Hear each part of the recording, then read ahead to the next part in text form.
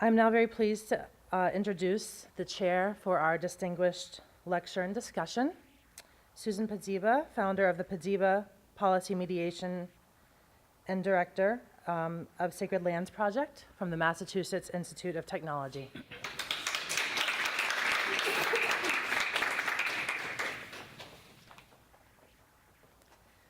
Thank you, and thank you, Reverend. I don't know if you see it, but I feel like I'm floating a few inches above Mother Earth. Thank you, and thank you for the reminder to care for the self as we do this difficult work.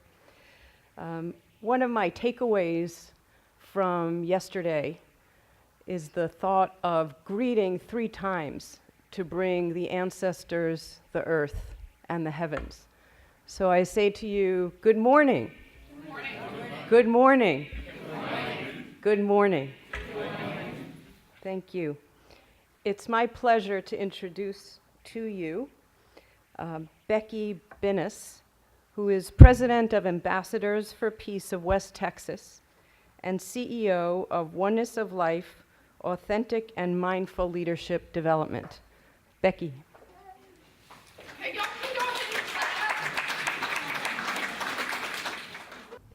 Hi, y'all. Hi, y'all. Hi, y'all. All right. We're going to have a little bit of fun today. My presentation, I think I have a PowerPoint, and it is the Grassroots Peace Initiatives in Rural America. And why I'm here, I don't know, but I feel like I'm home. Because in my town, in a little remote town in San Angelo, Texas, we're 200 miles from the nearest interstate. We're predominantly white Texans. Texans are known for their pride, our mines, everything is bigger and better in Texas. So a Texan will say they're a Texan before they will say they're an American. So we kind of pride ourselves in being Texans. So in my town, there's very little diversity, but I crave diversity. I love the other. I have traveled, I'm constantly wanting to be and meet people. I'm totally engaged with people.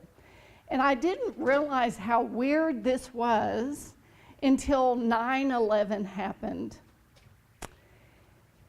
And in our town, the belt buckle of the Bible Belt, that means that we think that we're the fundamentalists, we think the Bible revolves around us, and anything that is not in the Bible is not of God. Now, my master's degree is in pastoral studies, and I'm fascinated with world religions. So I knew that was not true. So when 9/11 happened, my friends, there's only 8 Muslims in San Angelo, Texas, a population of 100,000 people. They were my friends. And people who had known them forever started being mean to them. I couldn't handle it. It rocked my world to know that my community could be hateful to my Muslim friends, people who had served our community for 40 years. They instantly got turned on because an event in New York City, in our country. This was not the country I knew and that I loved. So we started the Peace Ambassadors of West Texas. We started with 2 Jews, 2 Muslims, and 2 Christians. And we started knowing that we had to break down the stereotype beliefs and mindset in our community in order to bring peace in our world. And that started from within.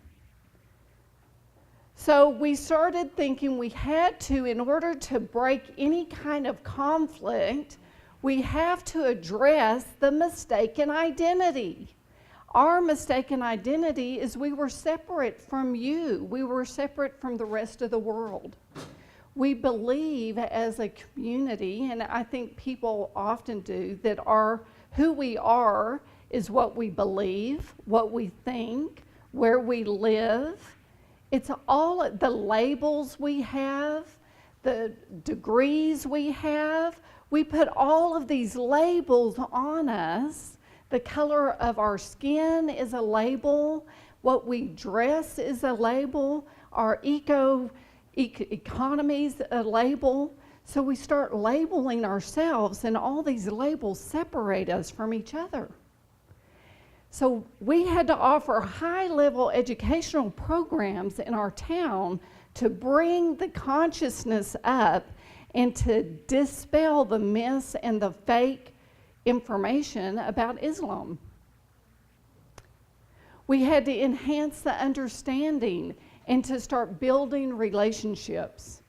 So we started at the World Day of Prayer, which is the second Thursday of September, and we did 11 days of peace. We started a season of peace. And in this 11-day period, we got people from all different faith traditions. We didn't stick with Jewish, Islam, Christian. We also invited the Baha'is, which I knew. There was only 2 in our whole town, and I knew them. We brought in our Native American ancestors to the table. We brought in our Hindu community, which were fascinating people. So we invited the entire community to come and meet people of these different faith traditions. It was phenomenal. The turnout, people are curious. They knew that they're only getting information from the media, and they don't know how to get valuable information. So we started our season of peace. And there we are. So we had the newspaper this is the advantage of grassroots initiatives in small town America. The newspapers are hungry for content. So they interviewed all of our speakers, and we got front page coverage to every event. And they all got to write about their perspective of what their faith was about and how it made them work and live within our community. So we had them all there. It was just a beautiful experience. So this 11 days of peace was so successful, we even had the Buddhist monks come in and they did a mandala, and we'll talk about that later. When they first came and when we first started this, I will say there was resistance. Anytime you start pushing at belief systems, it makes people afraid. And they react with resistance. So we had to gently start using the language of our community. We had to filter everything through the Christian tradition to open their hearts, to relieve the fear, and then we could start talking about the common ground. And we did this in our faith club. We have an interfaith faith club, and when we first started meeting, we had to meet in a closed room with no windows, and the doors had to be locked because the people that came were so afraid that they would go to hell if they were studying about different religions. That's a real fear when you're in the belt buckle of the Bible Belt. When we would meet every Tuesday morning, we had a group of fundamentalists that would go to the tallest building in our town, 15 stories, and they would have a prayer service to get the devil out of San Angelo, Texas. I am that, just so you know. Because I was pushing buttons. I was trying to gently let people see that our brothers and sisters are Hindus and Muslims and Buddhists and Baha'is. All of them are one. And how we believe, all of our faith traditions really at their core say the same exact things.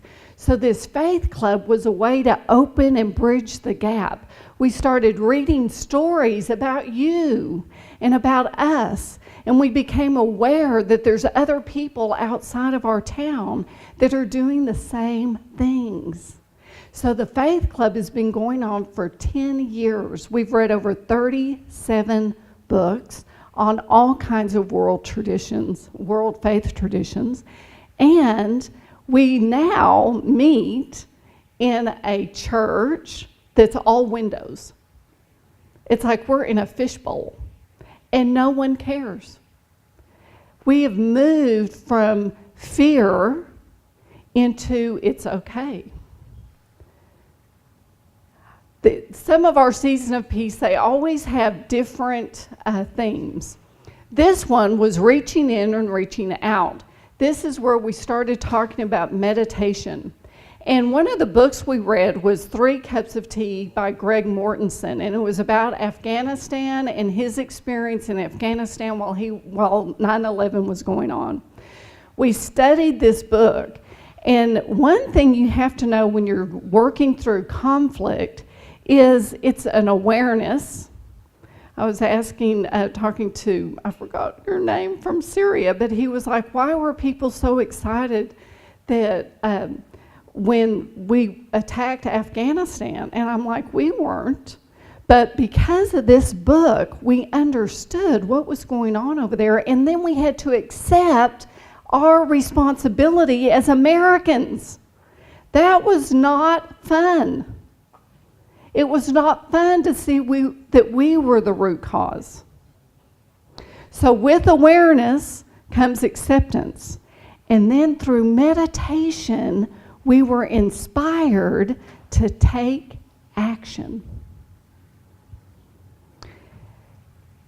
It was our goal to raise $12,000 to build a school in Afghanistan. Not a Christian school, but a Muslim school. We understood that Islam, if we don't educate these children, we're going to propagate hate and fear. So no one believed that in San Angelo, Texas, people would give us money to build a school in Afghanistan. Right? It doesn't make sense. I had to hold the vision. We are all visionaries and catalysts for change. We have to hold the vision. I held the vision. I said, we have 11 days to raise $12,000. And my team was like, you're crazy. But I knew it was possible. At our closing ceremony, we had $3,000. And my team was like, we only have $3,000. I said, have we had the ceremony yet? They said, no. I said, is it over yet? No. I said, you have to hold the vision.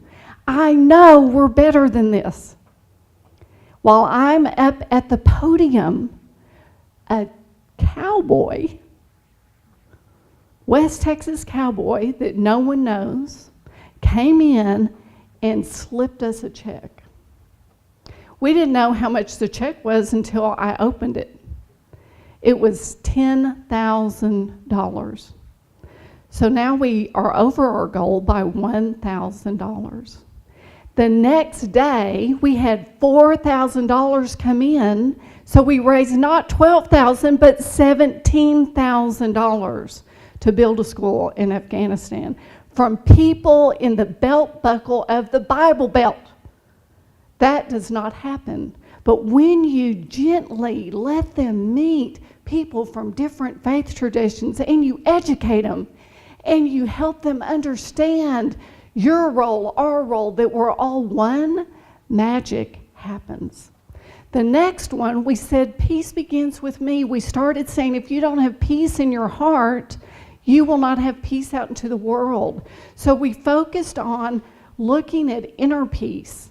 and clearing up all the hate and anger that we have within ourselves. That is not fun. It's not fun. It's hard. But we can't be peacemakers until we heal our heart. The next one we did, consider compassion. This was so much fun. We did Howell's Dinner Party and the New Face of Southern Hospitality. It is a beautiful documentary. So we had all the Asians, but we had Hindus and Muslims come into town. We showed the video and they cooked for us. It was beautiful. We got to eat their food, because if you come to Texas, West Texas, you're gonna have Mexican food or a hamburger, steak and potatoes, but you're not gonna have this delicious food. So they got to try the other.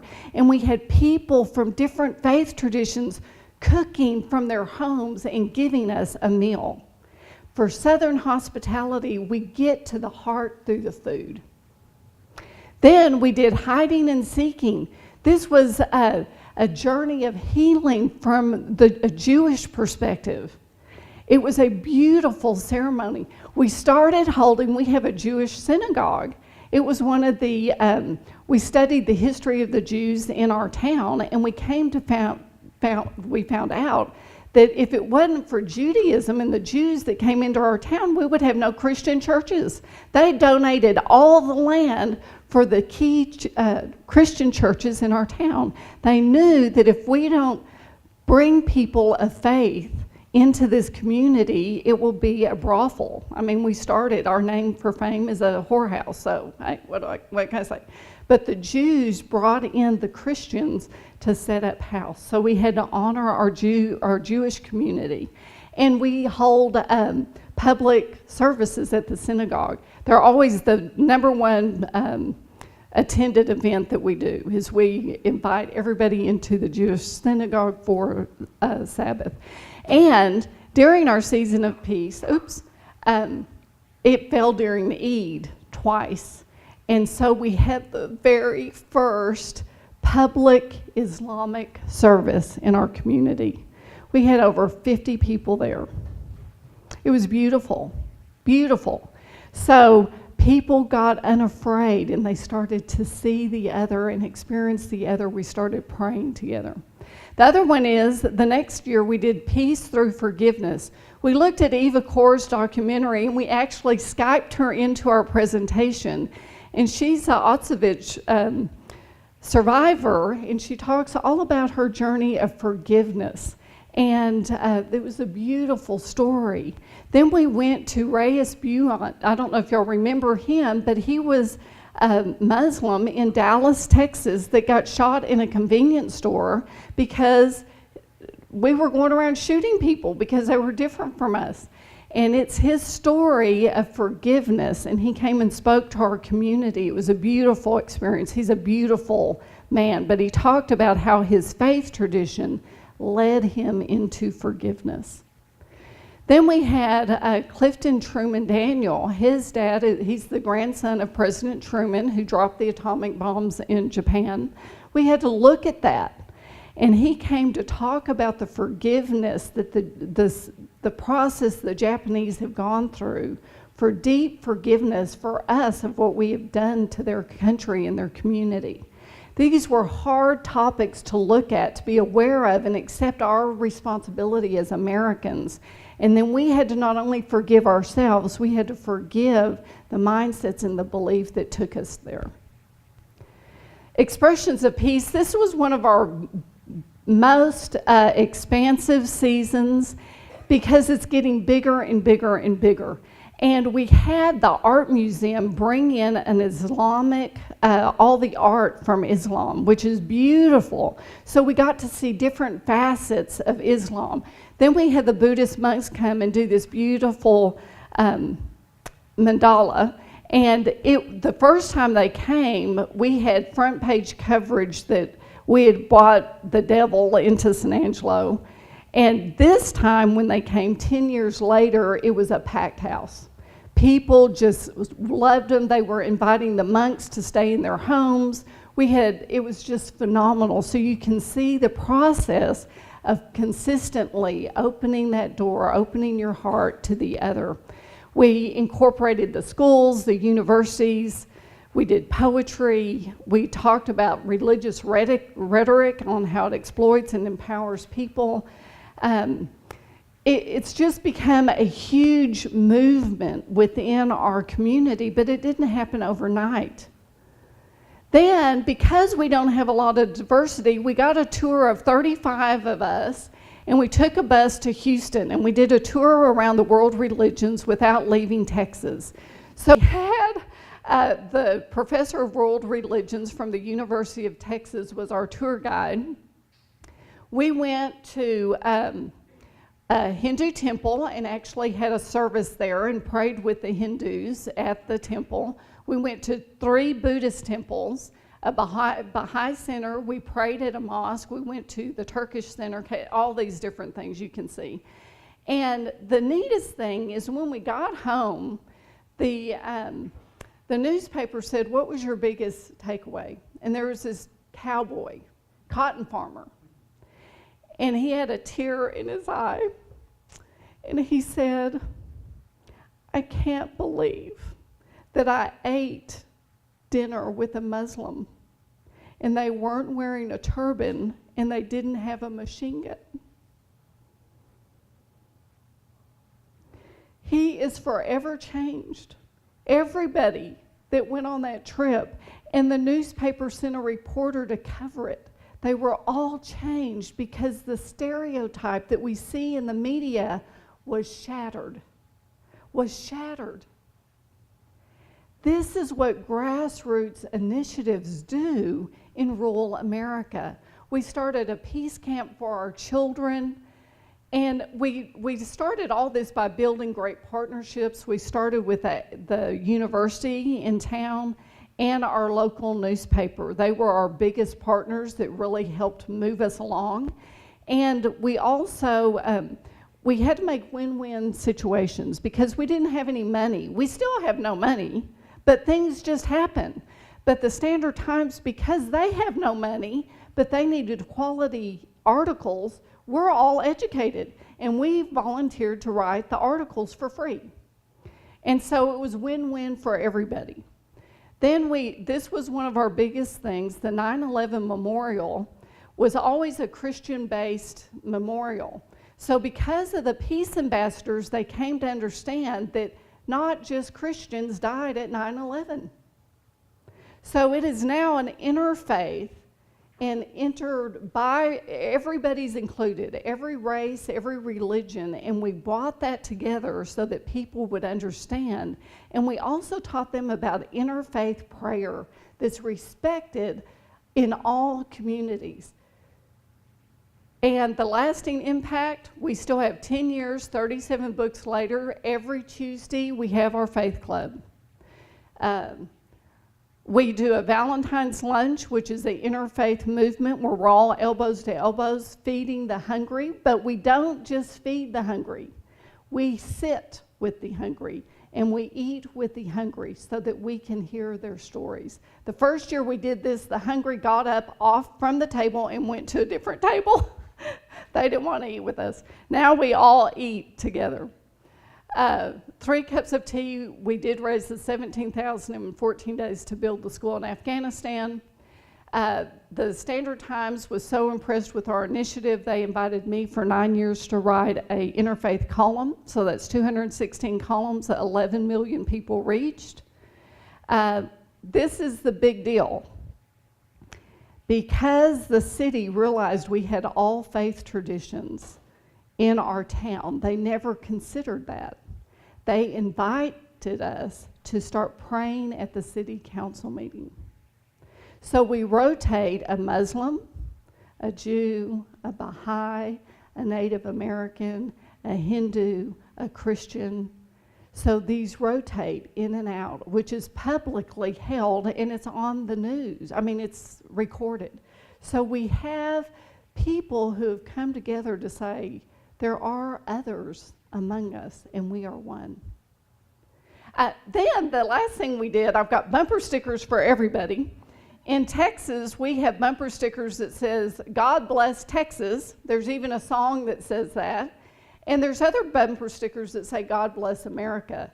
But because we know that we are one, we created a bumper sticker that says, God bless the whole world. And we invite you to take one. And if you will, take a picture of it. This is a car in Kenya. And so people are taking our bumper stickers to their countries, putting it on somewhere and taking our pictures so that we know that we are one bumper sticker away from creating world peace. Thank you.